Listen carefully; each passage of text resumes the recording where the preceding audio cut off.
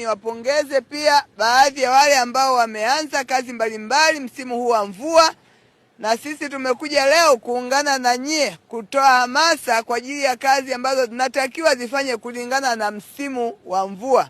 Wakati huu ambapo mvua zinanyesha kwa ajili ya kurudisha mabadiliko, kuzuia au kuchukua tahadhari ya mabadiliko ya tabia nchi kwa mkoa wetu wa Dodoma, ni hamasa ya kupanda miti. Wote tunajua lugha za miti. Tunasema miti ni uhai, bila miti hatuwezi kuishi. Miti ndio inaleta hewa, inafanya sisi tupumue vizuri, tupate oksijeni na vitu vingine. Sasa kama tunajua yote hayo, ni wajibu wetu kupanda miti. Na tunapanda kwa sababu iko mingi tumeikata kwa sababu mbali za matumizi ya kibinadamu. Kwa hiyo ni wajibu wetu kuirudisha miti sasa iweze kutuletea manufaa makubwa ya miti, ikiwemo hewa, ikiwemo wengine mnatumia kama nishati, japokuwa tunajua sasa hivi tumeacha nishati ya miti, tunaendelea kutokana nayo, lakini pia matumizi mengine ya msingi. Kwa hiyo wakati huu mvua zinapoanza ni wakati wa kila mtu kuwajibika kupanda miti.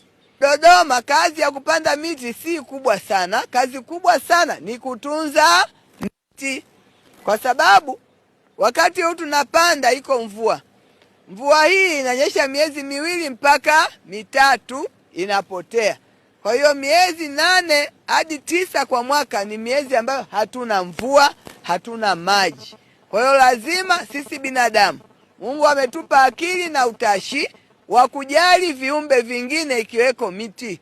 Kwa hiyo lazima kila mmoja anayepanda mti ajue anautunzaje mti ule ili mti ule ukue. Pale hata Mwenyezi Mungu akiangalia anasema binadamu ndio waumba, kwa kweli wana akili, maana niliwaambia watatawala miti na viumbe vingine. Lakini halmashauri, wakurugenzi, maafisa mazingira, watendaji wa kata, watendaji wa vijiji na mitaa, hakikisheni mnapata miti toka TFS, wagawieni wananchi.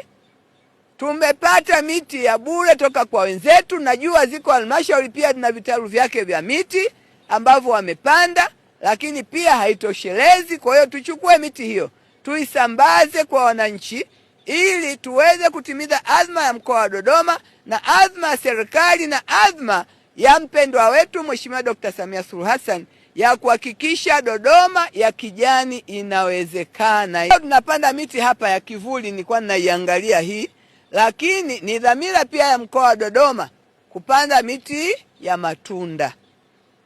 Kwa hiyo tunayo miti hii na TFS wanayo hii na wanayo ya matunda. Kwa hiyo mnapoenda kuchukua tuchanganye. Anayetaka mparachichi atapata, apande. Anayetaka matunda ya apple mmeyasikia, wengine wameshapata, waliochelewa watangoja mwaka kesho, na miti mingine ya matunda, mipera na miti yote ya matunda mnayofikiria, maembe na mingine. Ili kupanda miti ya matunda, tunaamini mti wa matunda kwanza utakusukuma kutunda zaidi, si ndio? Una faida zile za mti wa kivuli, lakini wenyewe unanyongeza. Pamoja na kutoa kivuli mti wa parachichi, lakini utakupa chakula, utakupa lishe, na itapokuwa nyingi ni uchumi. Tauza maparachichi utapata na fedha. Kwa hiyo tukipanda miti ya namna hiyo ni faida kwetu pia kwa uchumi na vitu vingine ambavyo tumevisema. Lakini kikubwa kwanza nisisitize, mmepata tarehe ya kufungua shule tarehe 13 mwezi Januari mwaka 2026. Ni siku ya kufungua shule za msingi na shule za sekondari. Wazazi tunajua, walezi tunajua, walimu wanajua, vyama vya siasa vinajua, viongozi wa dini wanajua. Kwa hiyo pia katika mambo ya kufanya wakati huu ni kuhakikisha tunafanya maandalizi ya kutosha ya watoto wetu kufungua shule tarehe 13.